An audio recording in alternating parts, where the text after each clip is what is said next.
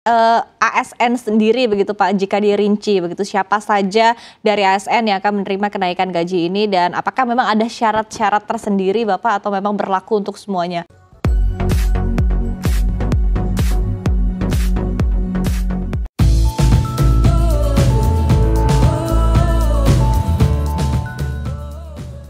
Di video kali ini kita akan mendengarkan tanggapan terbaru Kementerian Keuangan terkait kenaikan gaji ASN, bagaimana sesungguhnya dengan kenaikan gaji P3K dan kapan akan diberlakukan. Dan ini merupakan tindak lanjut dari pidato kepresidenan Jokowi pada 16 Agustus 2023. Pastikan Bapak Ibu ASN, PNS dan P3K dapat menyimak informasi penting ini.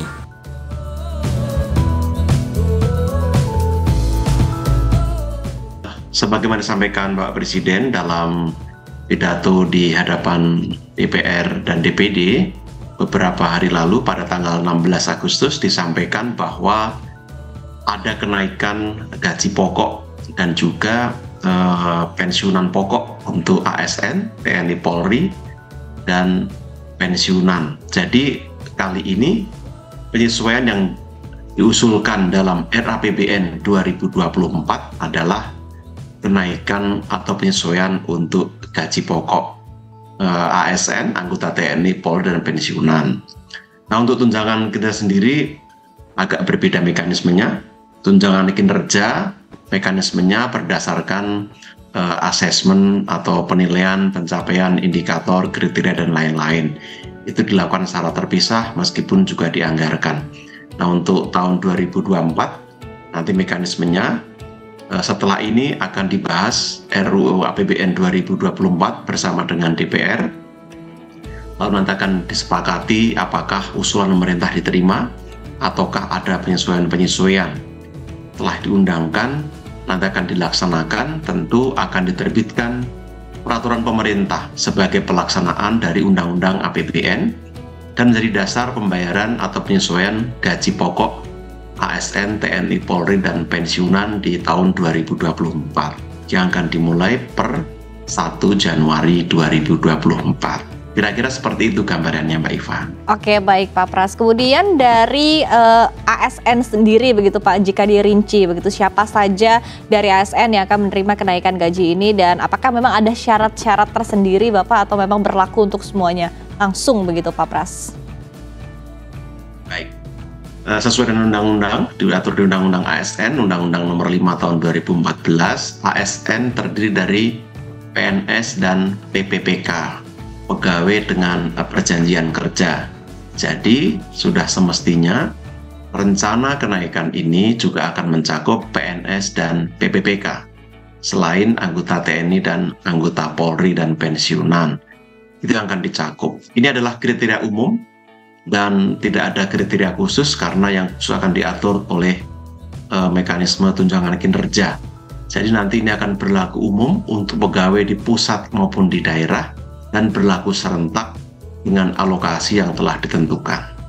Oke, baik. Artinya memang berlaku juga begitu ya Pak untuk pegawai pemerintah dengan perjanjian kerja atau PPPK begitu ya. Nah, kemudian di satu sisi tadi Anda juga sempat menyebutkan begitu bahwa untuk kenaikan tunjangan kinerja ini juga akan berlaku mekanisme tersendiri begitu Pak. Tapi apakah memang waktunya akan bersamaan atau nanti akan dijeda terlebih dahulu Pak Pras?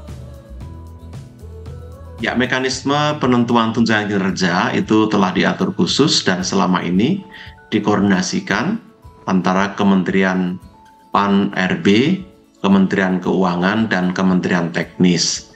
Jadi mekanisme, kriteria, syarat penilaian diatur di sana.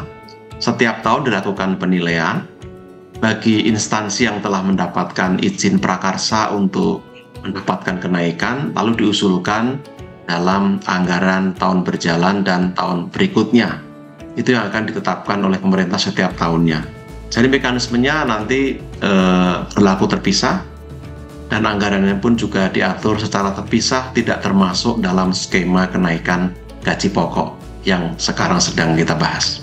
Oke, baik Pak Pras. Pak Pras, kalau kita lihat secara historisnya begitu ya dalam beberapa 10 tahun terakhir, bahkan kalau kita lihat dari 2014 ini kenaikan gaji untuk ASN ini hanya berlaku sekitar 3 kali saja begitu, pada tahun 2014, 2015, kemudian 2019 sebelum di tahun 2024 mendatang begitu. Nah, sebetulnya apa yang menjadi pertimbangan dari pemerintah sehingga akhirnya mulai dinaikkan di tahun ini? Apakah memang dari sisi anggaran negara sendiri juga sudah mulai lega begitu Pak setelah pandemi COVID-19 berakhir, Pak Pras?